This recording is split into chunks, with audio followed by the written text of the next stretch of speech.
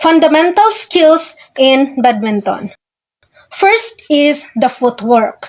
In badminton, footwork is a fundamental skill necessary for reaching the shuttlecock efficiently. Since opponents aim to direct shots away from the player, good footwork ensures stability and allows for early shuttle contact. Proper coordination between the racket hand and racket foot is essential for effective shot execution. To achieve good footwork, players should bend their knees slightly, keep their feet shoulder width apart, and hold the racket up in front. The player's weight should rest on the balls of their feet, maintaining a ready possession at the center of the mid-court area. So if the shuttlecock is directed to your front court, you will execute a V-front movement by taking a small step followed by a lunge with the racket leg to reach the shuttlecock. Proper timing is crucial, ensuring that the racket leg lands simultaneously with the shot. And if the shuttlecock is directed to your mid-court, you will execute the defensive side movement by extending the racket leg towards the shuttlecock on the racket side. If the shuttlecock is on the non-racket side, you will extend the racket leg while rotating the hips and shoulders to execute a backhand stroke, especially when reaching distant shots. So next is the serve. Mastering different types of serves is essential for improving gameplay. Serving marks the start of a point and can be used as an advantage in a match rather than just a formality.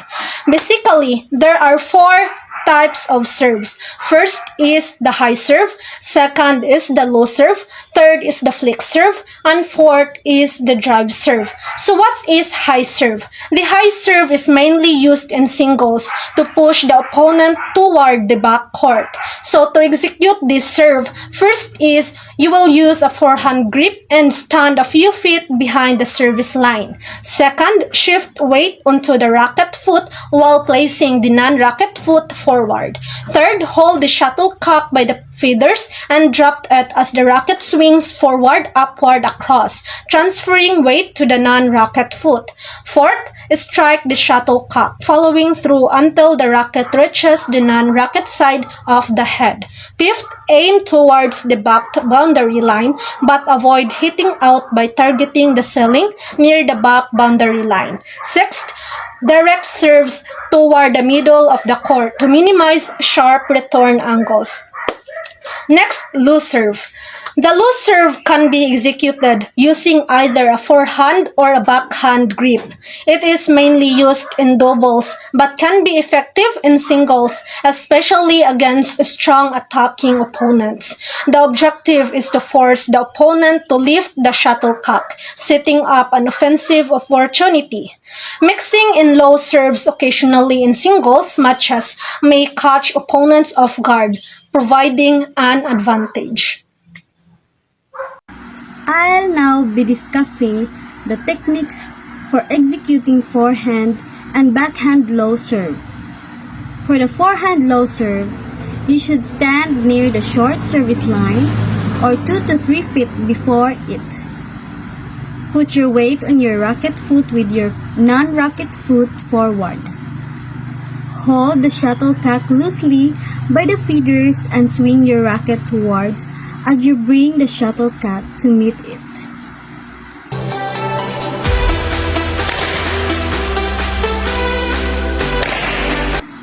For the backhand low serve, stand in a balanced position with your racket in front. Put your weight on your racket foot with your non-racket foot behind. Hold the shuttlecock on the tip of the feathers in front of your waist and execute a short backswing before bringing the racket forward to hit the shuttlecock.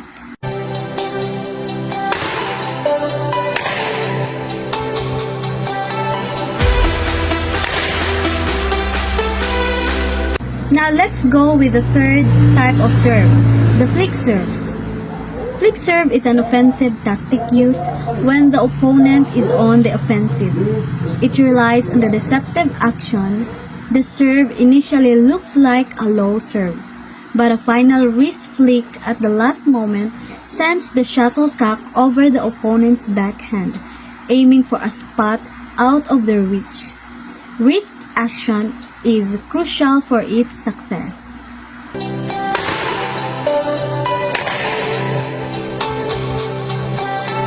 And the last type of serve is drive serve.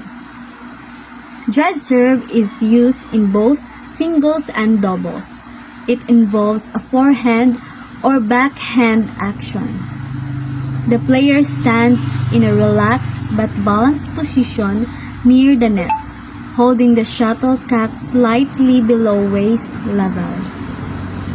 The racket is brought back parallel to the shuttlecock before a forceful swing forward, aiming to let the shuttlecock pass the net at a flatter angle and forcing a difficult return due to its speed and placement.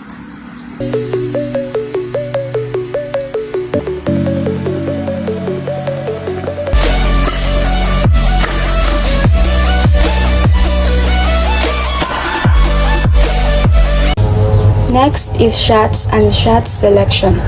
There are a variety of types of badminton shots. These shots are executed depending on where the shuttlecock is in relation to the badminton court. The position of your opponent also plays a big factor in choosing what to shot to execute. If the shuttlecock drops to the front court, most likely you would like to hit it with any of these shots. First is lift or underhand clear. Hit the shuttlecock in an upward motion, causing it to go high and drop to the back of the opponent's end. Second is the net kill. Hit the shuttlecock forcibly at the net area, forcing it to dive down fast to the opponent's end. Third is net shot. Gently push the shuttlecock at the net area, causing it to drop immediately after crossing the net at the opponent's front court. If the shuttlecock is directed to the midcourt, most likely you would like to hit it with any of these shots. First is drive. Hit the shuttlecock at the net height, causing it to travel flat and with sufficient pace into the opponent's midcourt to backcourt area. Second is the lift. Hit the shuttlecock in an upward motion, causing it to go high and drop into the opponent's backcourt. Third is the push. Hit the shuttlecock softly to moderate pace into the opponent's front court to mid-court area. Fourth is the smash. Forcefully hit the shuttlecock with an overhead stroke, forcing it towards the opponent's end to finish the rally. Overhead shots are the preferred shots that are done at the backcourt. If the shuttlecock is directed to the backcourt, most likely you would like to hit it with any of these shots. First is clear or lob. Hit the shuttlecock high into the opponent's backcourt. Second is the drop shot. Hit the shuttlecock from the backcourt, causing it to go down immediately after crossing over the net into the opponent's front court. And then the third one is the smash. Hit the shuttlecock at high speed towards the opponent's midcourt. As with any sport, playing or discussing badminton requires knowing and understanding the terminology associated with the game. So, let's get started and take a look at the glossary of terms related to badminton. First, we have the alley. In badminton, the alley refers to the extended area on the sides of the court by 1.5 feet. It is used for doubles play, but out of bounds for singles play. Next is the attacking clear. In badminton, an attacking clear or attacking lob is a strategic shot used to gain an advantage by forcing your opponent to move out of position and potentially make a weak return, often played lower than a standard clear. Its purpose is to disrupt your opponent's rhythm and create opportunities for an attack. Next is the attacker. In badminton, the attacker is a player who aims to win points by playing aggressive, offensive shots such as smashes and net kills to force errors or unplayable returns from the opponent. Next is the back alley. In badminton, the back alley refers to the area on the court between the back boundary line and the doubles back service line, also known as the long service line. Then we have the backcourt. In badminton, the backcourt refers to the area of the court farthest from the net, encompassing the back boundary line and the area between it and the long service line. It's a strategic zone where players often focus on defense and powerful shots. Next is the backhand. In badminton, the backhand stroke involves hitting the shuttlecock with the back of your hand when it's above your head, requiring a different swinging pattern than forehand strokes. It's a defensive shot used when you're not in a position to play a forehand and aims to get the shuttle over your opponent's head. Next is the balk. In badminton, a balk, or also called as a feint, is any deceptive movement that disconcerts an opponent before or during the serve, and it's considered illegal. Balks can happen before or during the serve, attempting to trick the opponent about the start of the serve. If a server balks, they lose the serve, and if the receiver balks, they lose a point. Next is the baseline. It is the back boundary line at each of the court that runs parallel to the net. There are two baselines in a badminton court. The next is the base position, the center of an end of the court to which a player returns to after a shot. This is where you position yourself on the court in order to retrieve your opponent's shot. Next is the bird. In badminton, the bird is commonly referred to as a shuttlecock, or also known as a birdie or shuttle. It is called like that because it has feathers that look like a bird or cock, rooster or cockerel, and it shuttles between the two or four opponents at great speed. Next is the block return. It is a return shot that drops quickly over the net because it was not hit with much force. Then we have the bringer. In badminton, bringer is a term used to describe a player who returns all the shots that come into their end of the court, essentially acting as a defensive player. They focus on defending against the opponent's attacks and trying to force errors or create opportunities for their team to score. Then, next is BWF, or the Badminton World Federation. It is the international governing body for the sport of badminton, formed in 1934 and was approved by the International Olympic Committee.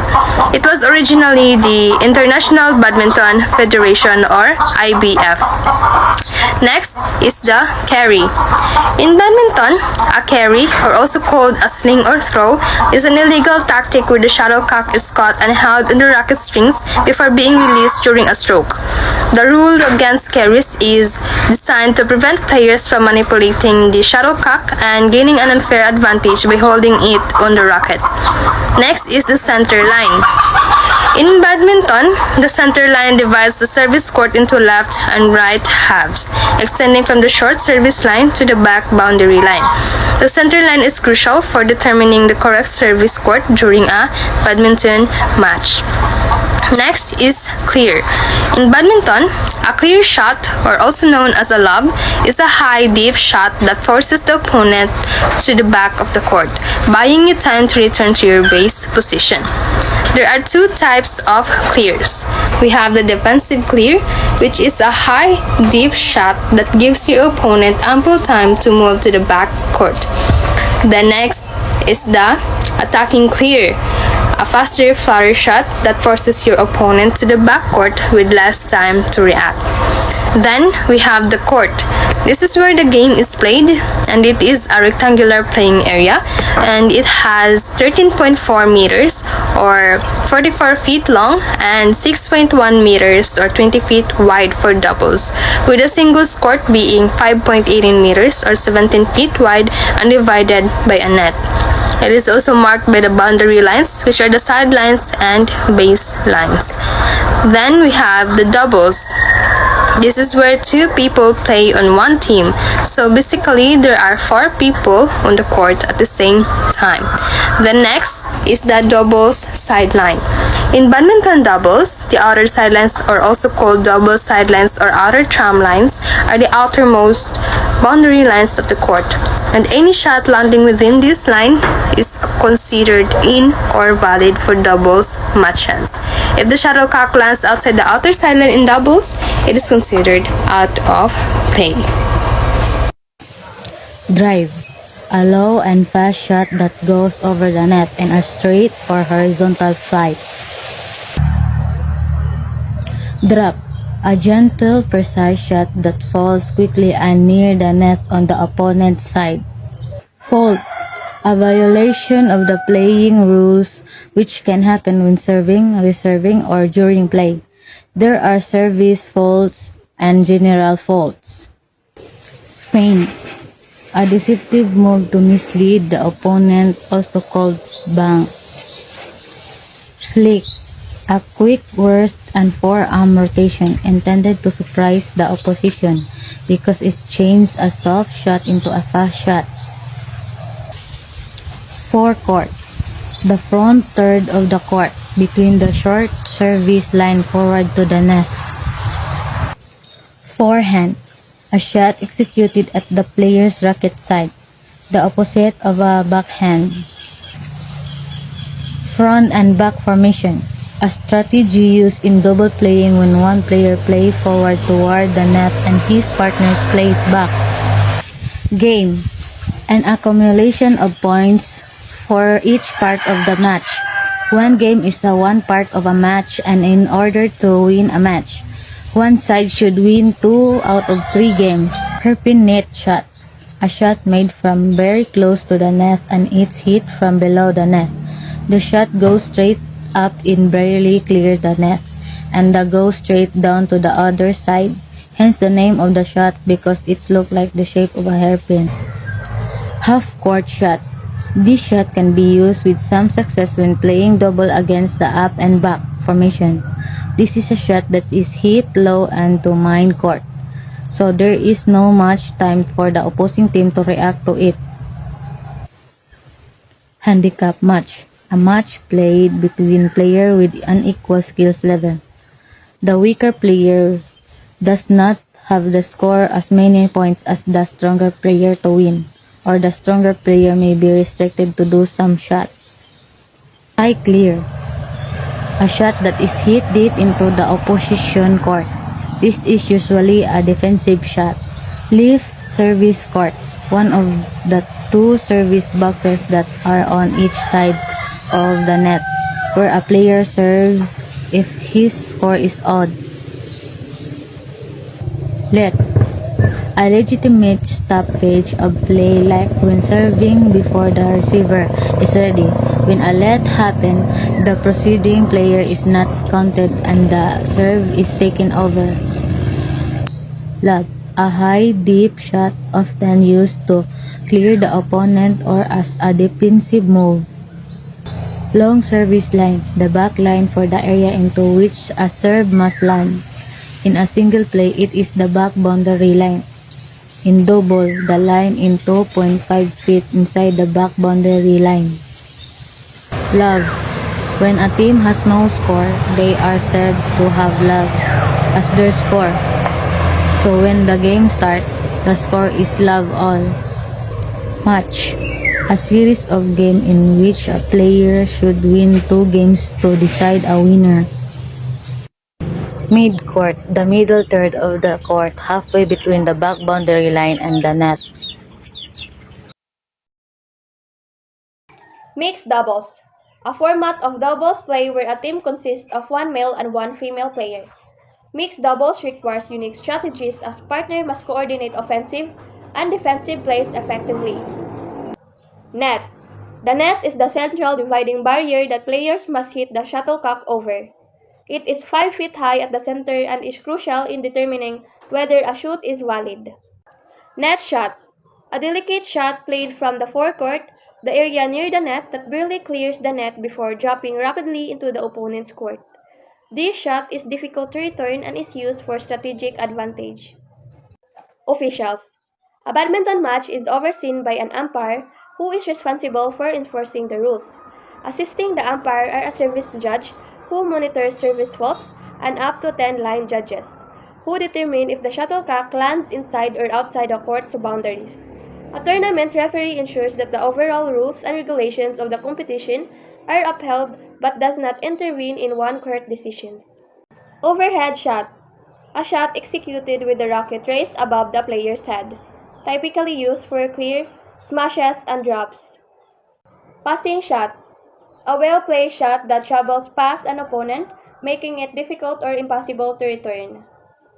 PBA, the official governing body for badminton in the Philippines, managing local tournaments, training programs, and national team development. Post. Sturdy post position at the double sidelines, responsible for supporting and keeping the net in place at the correct height. Put away. A powerful downward shot aimed at winning the rally, also known as a kill shot or smash. It is nearly impossible to defend if executed correctly. Racket. A lightweight and flexible piece of equipment used to hit the shuttlecock. It consists of a frame, strings, a grip, and sharp, designed to provide speed, power, and control. Rally. The back and forth exchange of shot between opposing player or teams that continues until one side wins the point. Receiver. The player designated to return the serve at the beginning of each rally. The receiver must stand within the correct service court and be ready to respond. Serve and service. The stroke that starts each rally where the shuttlecock is hit into the opponent's service court. The server must follow specific rules regarding height, angle, and placement. Service court.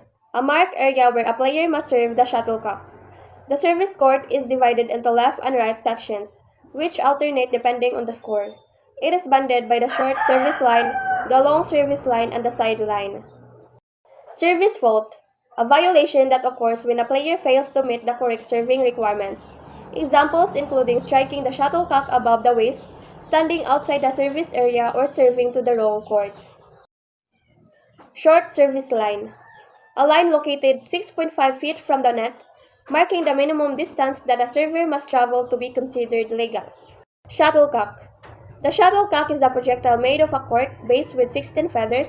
It is designed to maintain a stable flight pattern. Sidelines. The outermost boundary lines on either side of the court, determining whether a shuttlecock is in or out of play. The sidelines for single matches are narrower than those used in double matches. Slice.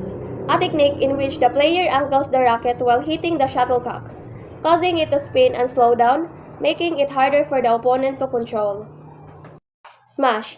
The most aggressive and effective attacking stroke where the player hits the shuttlecock hard and steeply downward into the opponent's court. Smashes are often executed with great speed and power. Umpire. The main official overseeing a badminton match, responsible for enforcing rules and making final decisions on gameplay matters. Underhand action. A shot executed below shoulder level, commonly used for lifting the shuttlecock back into play from a lower position. Wood shot. A shot where the shuttlecock is accidentally hit by the racket frame instead of the string. This type of shot is often unintentional and may cause an unpredictable shuttle trajectory,